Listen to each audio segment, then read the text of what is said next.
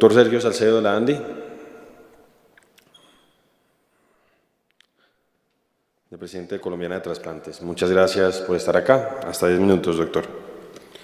Mil gracias, señor representante, por la invitación. Para mí es un honor estar aquí frente a ustedes mostrando esta situación. Siguiente. Voy a hablarles un poco de la insuficiencia renal. La insuficiencia renal es una enfermedad difícil de manejar, es una enfermedad que es silenciosa, compromete todos los sistemas, es una enfermedad que genera unas grandes dificultades para quien la sufre, pero más allá de eso tiene una particularidad, y es que esta enfermedad no solamente afecta al paciente, sino a su familia. Un paciente renal que debe asistir a terapia de diálisis cuando está en su etapa más avanzada, pues requiere que la familia se mueva alrededor de él. Esos pacientes además tienen dificultades para acceder a lo laboral. Esos pacientes no juegan un rol completo en su actividad familiar. Es decir, es una enfermedad que por eso ha sido denominada catastrófica. Es muy costosa. La mitad de esos pacientes tienen diabetes o hipertensión arterial como su etiología. Yo no voy a hablar de las otras porque no quiero que esto sea una clase de nefrología, sino más bien un ejercicio de conciencia. Sigamos. Si no lo logramos, el paciente termina requiriendo terapias de diálisis o de trasplante renal, que son unas terapias que con gran sofisticación, y en eso yo debo reconocer no solo los avances que ha habido en general en salud, sino específicamente los que en diálisis y trasplante hemos logrado los colombianos. Somos un país líder. Cuando uno viaja a Latinoamérica se da cuenta de la diferencia entre la calidad del cuidado de este país y de los países de Latinoamérica.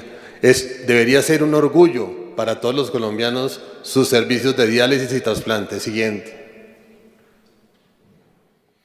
Pero el problema es difícil de entender. En la parte de arriba del iceberg están los pacientes detectados de acuerdo a la cuenta de alto costo en estadio 5. Y esos no son todos los que son todos los detectados. Si ustedes comparan esa prevalencia con las prevalencias de los países más sofisticados del mundo, probablemente la mitad de los pacientes que tienen estadio 5 no están detectados. Y debajo, como han presentado la doctora Vesga, el doctor Giraldo y todos los anteriores, ustedes se dan cuenta de que hay 1.251.000, pero también esa cifra es chiquita frente a la realidad. Es probable que la catástrofe sea mayor. Y discrimino en la parte del lado de la izquierda, perdón, de la derecha, los pacientes cómo están. La mayoría de ellos están en hemodiálisis, hay cerca de 28.000 en diálisis peritoneal, de 10.000 en diálisis peritoneal, 9.000 en trasplantes y unos pocos en terapia médica. El total sigue siendo importante, y para que tengan una cifra, hace 25 años la prevalencia de esta enfermedad por cada millón de habitantes era 3 veces inferior a lo que es hoy. Vamos creciendo, en eso coincido con lo que mostró el doctor Giraldo hace un rato. Siguiente. Esta es la prevalencia de falla renal en el mundo. Si ustedes observan con cuidado, los países desarrollados tienen una mayor prevalencia. Eso significa que esta enfermedad, curiosamente, su prevalencia se correlaciona directamente con el Producto Interno Bruto de cada país per cápita. Eso significa que en nuestro caso hay una falta de detección. Siguiente. Y también en trasplante. A pesar de que nosotros tenemos cosas por hacer en trasplante, y esa es la primera invitación de hoy, creo que parte de lo que nos convoca hoy es un trabajo en equipo entre los equipos de las entidades públicas y las privadas para fortalecer las redes de trasplante y que la donación sea cada vez una realidad. Tenemos que realmente trabajar en equipo. Eso no lo estamos haciendo y estamos perdiendo la tarea allí. Siguiente. Y fíjense acá cómo está el gasto en salud. Yo soy médico. Sin embargo, cuando un médico empieza a hablar de esto es que la cosa está mal. Estamos gastando poco dinero en salud. Y el tema es, recuerden, los pacientes que llegan a falla renal terminal o que llegan a insuficiencia renal tienen diabetes e hipertensión. Si no reciben la terapia adecuada porque el sistema de salud está teniendo fallas, el aumento no va a ser en la línea que vamos viendo, sino que se va a incrementar en forma geométrica. Y eso va a ser algo que el país no va a poder pagar. Siguiente. Aquí está el gasto en salud como porcentaje del PIB. Miren que comparado con la OCDE, nosotros estamos realmente en unas cifras bastante bajas, muy a la derecha de esa gráfica. El promedio está muy por encima de lo que nosotros estamos gastando. Pero la buena noticia es que hay países que gastan más, como Argentina, pero lo hacen peor que nosotros. Nosotros, con la poca plata que atendemos, con una UPC francamente insuficiente, muy pequeñita, hacemos maravillas, y hacíamos maravillas mejor antes de que vinieran las malas políticas actuales. Siguiente. La prevalencia de la falla renal ha venido aumentando. Fíjense que hay un pequeño descenso en la crisis que se dio en la pandemia. ¿Quién se iba a imaginar que esta crisis iba a ser aún peor? Siguiente. Ahí están, esa gráfica es una gráfica que de pronto resulta difícil de entender, y es el gasto per cápita del Medicare en Estados Unidos comparando las diferentes modalidades de terapia de reemplazo renal. En la parte de arriba están las terapias de diálisis, y fíjense que es evidente que las terapias de diálisis resultan mucho más costosas que la línea verde de abajo, que es lo que se gasta per cápita un paciente trasplantado. ¿Eso qué significa? Si usted es un país pobre, si usted quiere hacer una mejor salud, trasplante a los pacientes, porque no solamente les va a brindar una mejor calidad de vida, sino que va a hacer un ahorro en salud. Trasplantar a una persona para no darle los medicamentos y que esa persona pierda el órgano es un negocio de una tontería abrumadora. El país no se puede permitir eso. Es urgente que los pacientes en general reciban sus medicamentos, pero en el caso de los trasplantados no solamente tiene implicaciones en cuanto a la vida, sino en cuanto a un futuro económico peor para el país. Siguiente. Y aquí está un reconocimiento a algunas instituciones de salud en el orden en el cual están rankeadas de acuerdo a la Organización para la Excelencia de la Salud. Nosotros tenemos hospitales líderes, tenemos prestadores líderes, hemos hecho un esfuerzo todos porque este país salga adelante, y somos reconocidos a nivel latinoamericano y a nivel mundial como unas instituciones para mostrar. El sistema de salud de Colombia tiene que ser protegido porque es un patrimonio de este país. Siguiente.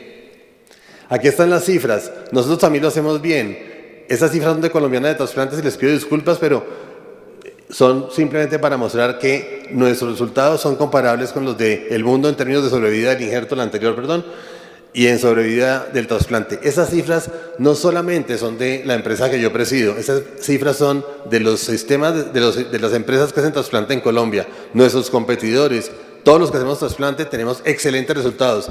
También somos pioneros en trasplante en el país. Los primeros trasplantes de Latinoamérica se hicieron en Colombia. Siguiente. Yo quisiera que mi tiempo se ocupara hablando de esto, de predicción, de tecnología, de redes integrales, de telemedicina, de cómo llegar a las comunidades, pero desafortunadamente estamos aquí casi que pidiendo un lamento por una crisis que no deberíamos estar viviendo. Siguiente.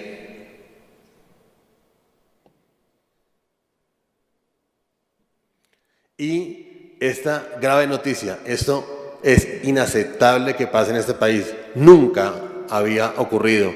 En mis años de nefrólogo, que ustedes se dan cuenta por mi fisonomía, que son bastantes, nunca había pasado esto. Es terrible que estemos viviendo esta situación. Siguiente. Una propuesta. Mejoremos el flujo de recursos. Esto no es un juego, es urgente. Siguiente. La UPC debe ser aumentada, eso no tiene duda.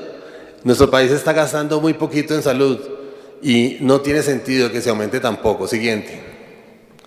Debemos, no, fue muy rápido, ahí vamos bien. Yo creo que se debe privilegiar el trabajo de redes. Esto es un tema de equipos de trabajo. Debe haber una integración entre lo público y lo privado, y de eso hablaron mejor los que me precedieron. Y sin duda debemos tener un aseguramiento responsable. Yo creo que los aseguradores buenos de Colombia son muy buenos y han hecho una tarea invaluable, y eso debe ser reconocido. Desafortunadamente también ha habido errores, y esos aseguradores deberían haber salido antes, y debemos afortunadamente aprender de esos errores para construir un aseguramiento más sólido. Esa es parte de la tarea, y si no la hacemos vamos a perder el talento en salud.